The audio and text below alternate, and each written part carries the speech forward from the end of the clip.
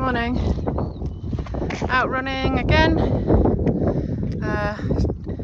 Two things: it helps keep the weight down when I like my naughty snacks, and two, it helps your noggin living in this crazy world that we are relentlessly living in. Apart from the skies, that looked like clear blue bright sun to you. Anyway, and it's a lot more silver than it looks on the video. This whole Russia-America thing is doing my head in. It's enough to make you want to get a hammer and just knock your head. I'm just finding the dogma and authoritarian zealotry and like absolutionist mentality of so many on our media. There's just so many things going around my brain. You know, people are saying how great Starmer is all of a sudden, acting like this brilliant negotiator, peacekeeper. Do me a favour. Moving on from that one, because so many in the media are now all of a sudden just acting like Trump is, I don't know, the worst dictator, Pol Pot kind of Maui,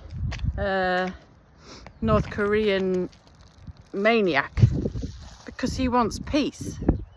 He wants peace, and yet he's getting hammered from the EU, which, as I've said, is obvious, is now what WAF's military industrial complex's new main puppet in this aggressive warmongering project of theirs, because they realise NATO's a busted flush.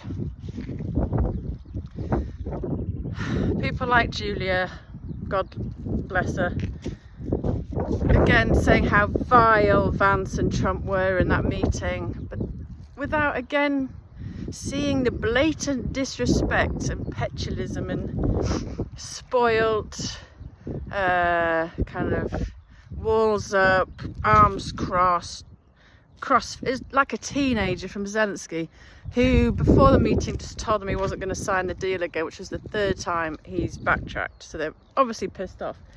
He made really rude remarks to a reporter about, oh yeah, maybe next time I'll wear a pantomime suit or whatever it was, a costume like yours, but perhaps I'll get a better one, more expensive, less cheap, yeah?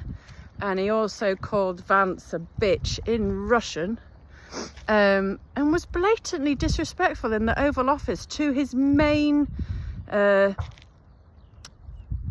help, like assistant, aide, friend in this whole war.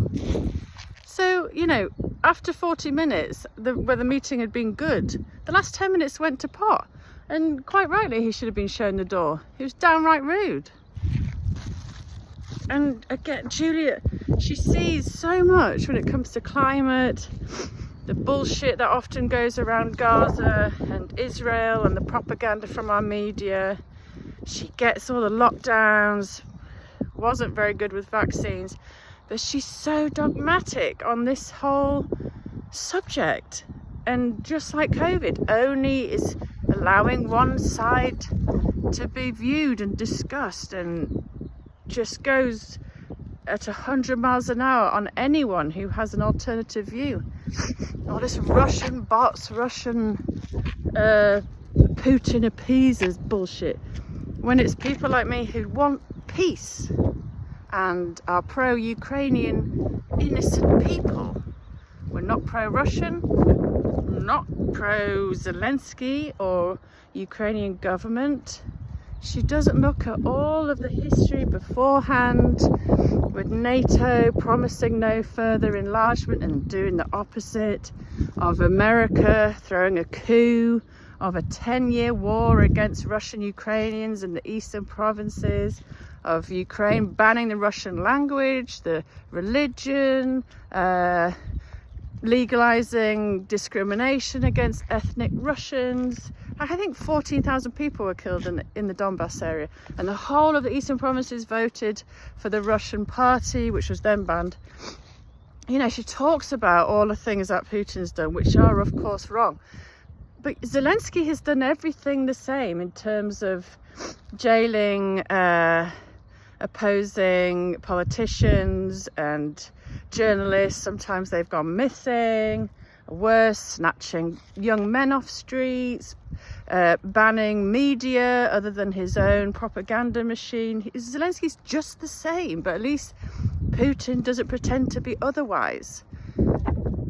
And the idea that the West are throwing their toys out the pram in such an extreme way, they're almost pushing this rhetoric now that America have become our enemy. Like, how dangerously deluded can you be? America is our biggest friend and has been our biggest ally in history. They are the people closest to us in culture, religion, everything. And they're now talking about America and their president and everything, and the best team I've ever known in terms of experience, literally, compared to any European government. It's like these crazy warmongering, and an MP today said perhaps Trump was a Russian spy, like a stooge. Like, whoa, what are these people smoking? I don't get it. Even Zelensky's spoken about the fact lots of this monetary aid has gone missing, and lots of weaponry, really powerful concerning weaponry, has gone missing. And according to Tucker Carlson, is proved to have gone to extreme terror-like organizations that we should be really concerned about. And Ukrainian politicians have been buying real estate in California and Switzerland in cash and driving around in very rare, extreme, expensive supercars. And Zelensky's personal fortune has literally rocketed. No questions asked there. And how he's permanently sniffing, like me, you know, but I'm running and it's cold and whatnot. Nobody talks about that. It's all completely one-sided. Russia have asked for peace many times. And in my opinion, they're not asking for crazy things. NATO, do one. America, get out of Ukrainian politics. Take your missiles, take your military. Stop expanding NATO, stop attacking the people in the eastern provinces, close down Hunter Biden-linked biolabs. I think that's it. Is that bad? And all this idea about them, oh, if we don't stop Russia now, they'll expand ever further west. Bullshit. Where's Trump, Putin ever said that? Where's the evidence he's ever said that? The only expansionary, aggressive regime I can see is NATO. If that was a Chinese-Russian military complex, expanding and putting military in every single country and getting into many wars, bombing many places, do you think that would be okay? And again, Julia's like, oh, well, Russia failed, you know, they could have taken Ukraine in a week if they wanted to. They had no reason to. There's a reason they haven't bombed and attacked the capital, which is what happens in any normal war.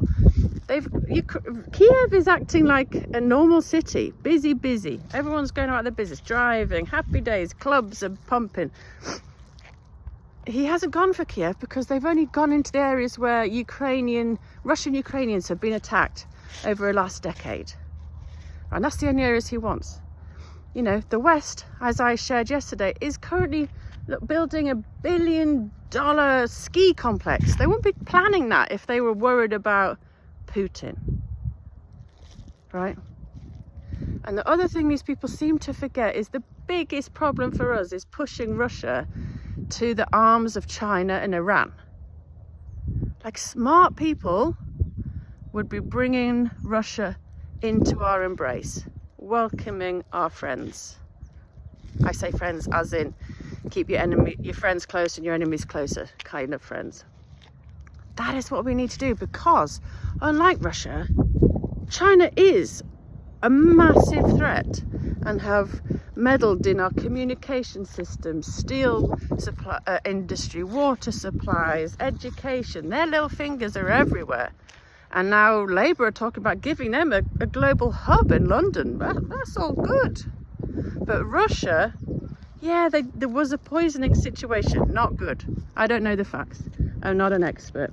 I'm not in the secret services. Who knows what went on with that? But like I said, Ukraine and America and the West have all done really dubious, bad things. Let's not pretend to be holier than thou. We are not. So please, people, put your big pants on, your grown-up, mature, logical, rational thinking heads and get around the table. Let's make peace, and let's not put this little puppet actor with a medical problem who is extremely dubious, and the country of Ukraine has been hailed as the most corrupt country in the world for many years, on a pedestal. Okay, let's get real and let's please bring peace.